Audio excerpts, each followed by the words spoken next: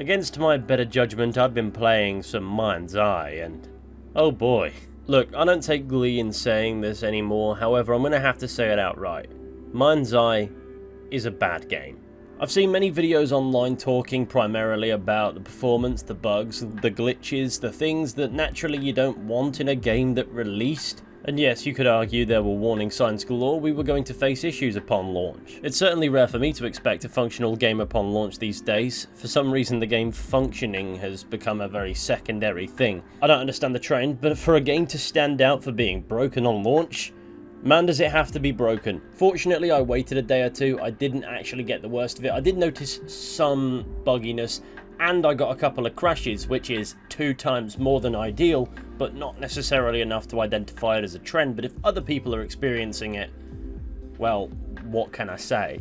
As for the frame rate on a base PS5, it teeters between mediocre 30 FPS, which is okay, and a Microsoft PowerPoint presentation. But look, if you're watching this video and you're new to the channel, chances are good you've watched 10 videos on the technical disaster class in front of us, and that definitely inhibits the experience. But in the spirit of those bugs inevitably, hopefully mostly being patched out of the game over time, I want to primarily focus on the game that will be left behind in its wake, and how that isn't the most riveting experience either. But here's the game's general crack. We play as, hang on, it's taken me a minute to remember, Jacob Diaz, a former soldier suffering from memory loss as a result of complications from an implant he had in his head called MindsEye. In a bid to find answers about what's happening to him, Jacob secures employment within the company that made the thing, and the rest of the game ensues. The setting takes us to a futuristic city called Red Rock, clearly heavily influenced by the likes of Las Vegas, where we can see humanity's relationship with technology has reached a pivotal point. There are AI-powered robots all over the place, replacing the jobs of people. There are fancy flying sky cars. The road cars are glorified toasters, electric. The city is constantly exposed to soaring heat that may or may not be the result of climate change, or it could just be the fact we're in a f***ing desert. The point is, it's a plausible, not too distant future urban setting, one that boasts a cityscape for us to take in, not as an open world, but as we traverse objective to objective. And that brings us to our first semi-weird design choice for this game, the fact that it's built an entirely realised world here, but it isn't necessarily an open world. There are games that have pulled this off and been fantastic, but for MindsEye it inhibits us getting engaged in what should be an incredibly fascinating window into our future. The storyline should serve as the vessel for us becoming interested in the world, but the world isn't really designed to be all that interesting, so the story has no reason to tell us it's there, to tell us to explore it, to tell us to take our time to soak in the sights that don't exist.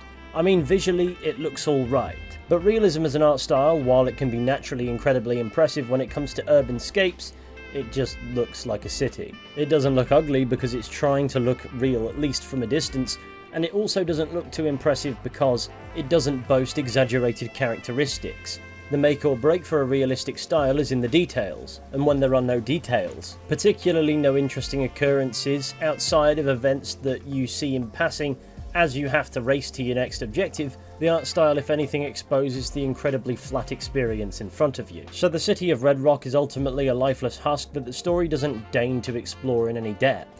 Furthermore, it has no unique stories of its own to tell us because the game is not open world. There is a free roam mode, but apparently you can't do very much in it, and that sure does make you wonder what the point is. So out the gate we've already fallen into the trap of the world not being correctly communicated in a way that would make it actually interesting. As for the story and its characters, I will give MindsEye credit here, it does hit a baseline of not being entirely boring. It by no means hit the rubbish drawer with the cast. If you recognise Jacob Diaz, that's because he's portrayed by Alex Hernandez. You may know Alex Hernandez as Lincoln Clay in Mafia 3. Mafia 3 is a game that is plagued with its own endless sea of issues, but Lincoln Clay certainly wasn't one of them. He was actually quite a likeable character. Jacob Diaz I find to be quite superficially comparable. Lincoln Clay is a former soldier on a mission, with no shortage of baggage. Jacob Diaz is also a former soldier on a mission who doesn't lack for baggage. He's a bit less gruff and imposing, but he does have a side dish of Alzheimer's, and he's looking to get to the bottom of these memory problems, the MindsEye implant that ruined his life, marking the similarities departing. From here, the storytelling is undermined by the game in the complete opposite way. For Mafia 3, the game's length wasn't the issue, it was just how much of the game's length was dedicated to bloat as opposed to meaningfully progressing the story thematically beyond, of course, cause and effect. MindsEye is shorter and story focused, but it doesn't dedicate any time to providing depth. Its run is event heavy, but that significantly restricts how much time you can dedicate to the individual moments. So we don't get key answers to questions that are important for a story like this. Why did Jacob have the MindsEye implant in his head? What did he boast that made him perfect for having the implant? What does the MindsEye implant actually do? Does it give him any other ability beyond just becoming a telepathic drone pilot? I cannot imagine futuristic remotes for drones being too cumbersome. What principal function is this piece of kit supposed to have? What benefit is it supposed to boast to justify the man-made horrors of implanting it in somebody's brain? Furthermore, for whose benefit was it created and why? I get that it's an essential plot device that gives Jacob some special connection with some ancient civilization, maybe they're aliens, who knows, and it's that connection being made that ultimately caused his issues. But what is the actual in-universe logical reasoning for this device's existence in the first place? The only purpose it actually logically serves is that the plot is going to give it one, and that's the namesake of the game. We play as a man with a drone remote stuck in his head because plot. That is the incredibly shaky fundamental premise of the story, and I'm sure you don't need me to insult your intelligence by telling you how it makes everything beyond that point frustratingly difficult to take seriously. It doesn't underexplore a critical point here,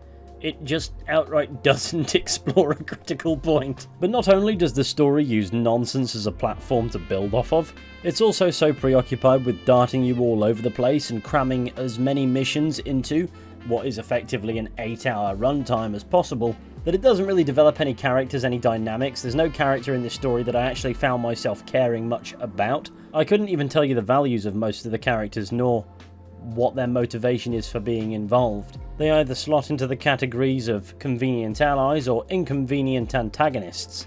We get Jacob's motivation for being involved in the story, though we don't necessarily get his start point. We don't understand really what the MacGuffin that is the MindsEye is actually intended to be for before the plot gives it a further meaning. And of course his mate, who shows up about 3 or 4 times, is motivated to help Jacob because Jacob helped him as a kid. For everyone else, for the most part, all you're going to get is this is kind of what they do anyway. So while the acting is okay, I wouldn't necessarily say the characters are particularly moving. So much so that when it comes to events that are certainly meant to provoke an emotional reaction, they accomplish the opposite. Time to die, yes.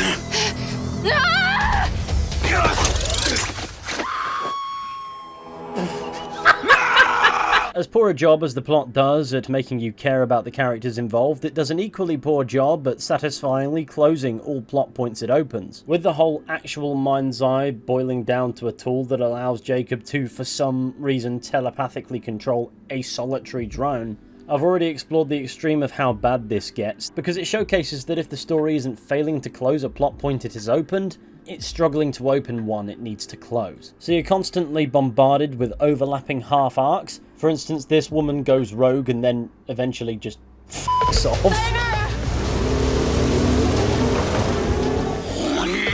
And perhaps the worst offender is the actual game's ending. It kind of just ends. I get its intent to be sequel bait, a cliffhanger as it were, but considering the quality of this game, if it ever got a sequel, God has truly abandoned us, it again achieves the opposite of what it intends to do despite being incredibly dissatisfying, in the sense that you're glad that the game is surprisingly over. But the entire point of a cliffhanger is to keep you on the edge of your seat, to harden your investment. If a game doesn't justify investment and then slaps you with a half-assed cliffhanger, it just comes across as the game's story checking out on itself. I think you get what I'm trying to say here. It's a story that renders itself entertaining because it just cannot seem to get anything right. It's an 8-hour mess of slapdash ideas, smashed together in no particular order, and then thrown in a microwave that nobody bothered to plug in. Complete with dialogue that feels largely vapid and incoherent when it isn't doing this. Marco, listen to me. The mayor is filming for her campaign/reality show tonight. I know it's terribly cringeworthy. If I had to hear it, so did you. I think you get the point I'm trying to convey. The story is an end-to-end dumpster fire. It's trying to do too much considering its runtime while simultaneously accomplishing very little, if we're being generous. But at least it's unintentionally amusing. There is far less room for that in mediocre gameplay, and mediocrity would probably be a welcome upgrade here all in all. To front-load anything you could potentially fashion as a positive, the driving mechanics when you're actually allowed to drive a car are pretty okay. The car's easy enough to control, it feels light enough but not too light, it doesn't take a week's notice to slow down, cornering is reasonable. Yeah, it's passable driving. The system, however, struggles. You can't enter any car, you can't commandeer random vehicles, not even in free roam. You just operate whichever vehicle the game gives you. And considering the linearity of the story, that's okay. But even in the free roam mode? Really? As for the only thing I can really criticise about the driving is perhaps a bug where you crash into invisible objects. I had this happen once and I couldn't stop ramming into it because I just found it so amusing. Now, as one thing this game's driving as you move from objective to objective does provide that's perhaps a bit different to other games with driving in it, is you're given an estimated time it will take to get to your destination, and the game challenges you to go and beat that. This definitely doesn't undermine the quality of the driving mechanics, the controls themselves, but it does undermine the game placing value on its own world. It says, this is how long it's going to take to get to your destination, try and be quicker. Don't look at anything else, focus on beating this time. Don't soak in the world we didn't bother to properly detail, just drive. Fortunately, it doesn't always crop up. I think they forgot to add it for most of the driving segments, but it really goes a long way in demonstrating how the game views moving from place to place. It's just a thing you do, it's not an activity within itself. There's no bid to engross you in the process, they want you to get it over and done with as quickly as humanly possible. If the world was detailed to the point that you're constantly soaking in events as you pass through it, there'd be no need for a timer HUD queue, challenging you to expedite the drive. Such an unnecessary feature would, if anything, exist in total conflict to a game with the philosophy of building a lived-in atmospheric world.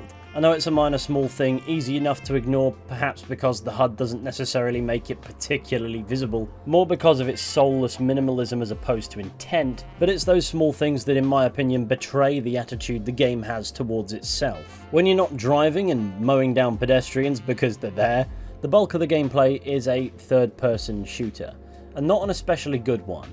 I found the controls to be awfully stiff, there's an aim assist function that works about half the time, and the enemy variety is awfully limited. There is some variety, but it isn't particularly spectacular.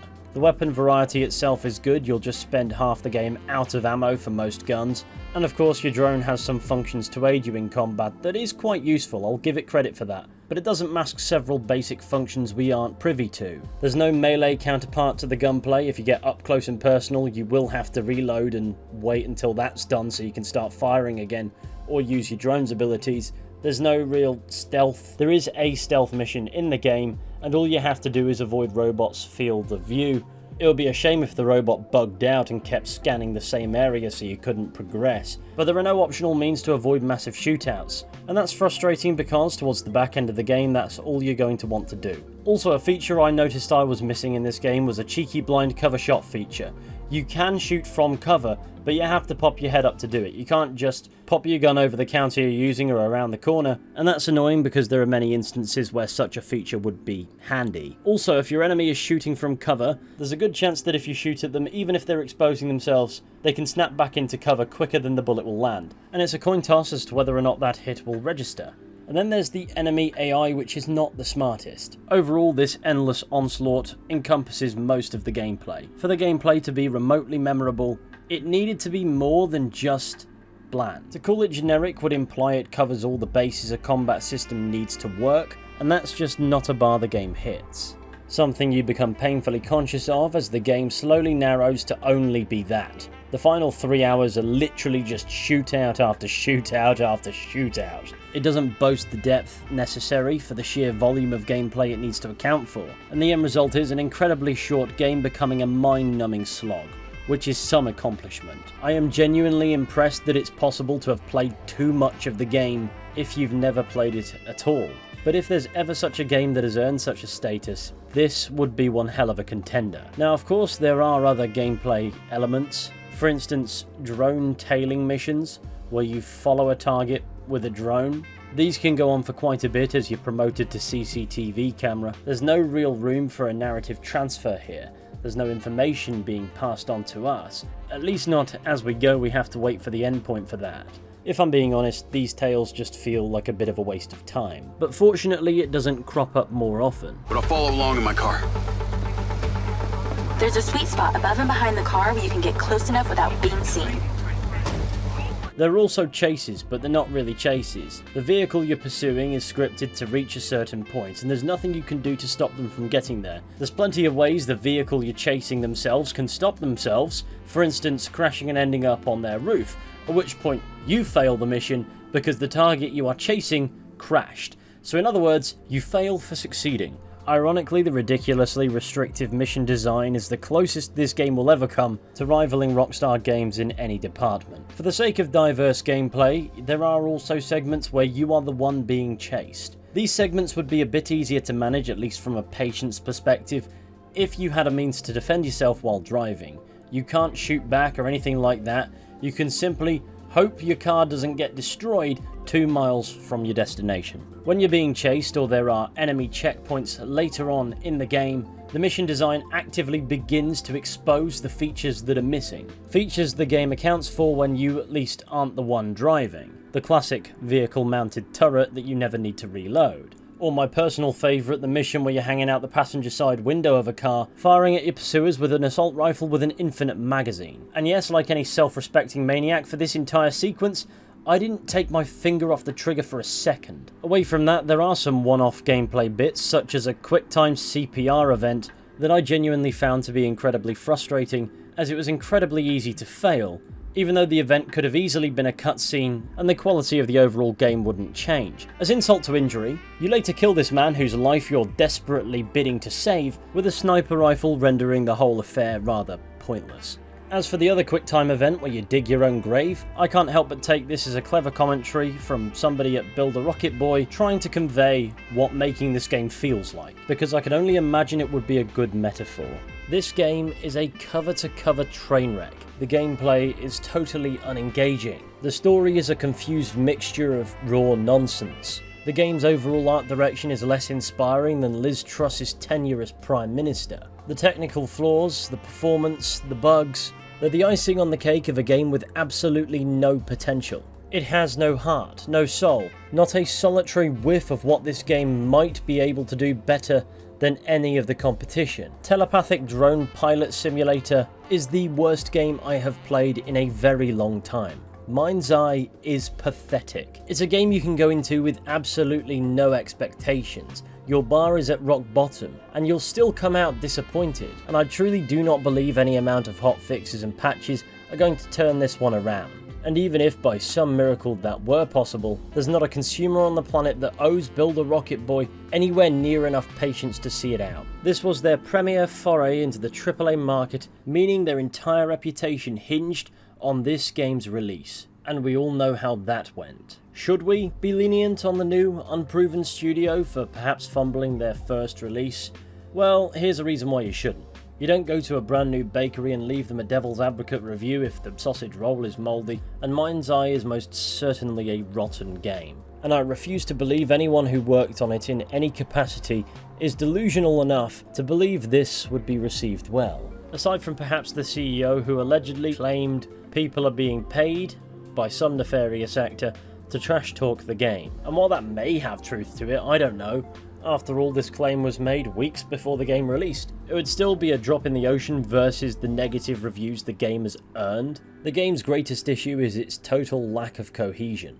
And I kind of feel for the developers who spent time working on this game, because there's no doubt that lack of cohesion extended to the development process. If you want to see a video about that, I highly recommend Cyberboy's deep dive on the topic, as it sheds some light on the behind-the-scenes madness of it all. He's also more familiar with what I'm led to believe was an insane marketing campaign building up to the game's launch, and is an all-round top creator well worth your time, so links will be in the description. Right, let's wrap this video up. I couldn't tell you how to improve MindsEye. I personally think it's pagged. However, I suppose on a positive note, whatever I play next couldn't possibly be this bad. And if it is, I'll have to take my hat off to whoever made it, because that would be some achievement. But look, I'm going to end the video here. I'd like to thank you all for watching, and I'll see you soon. Take care. Goodbye.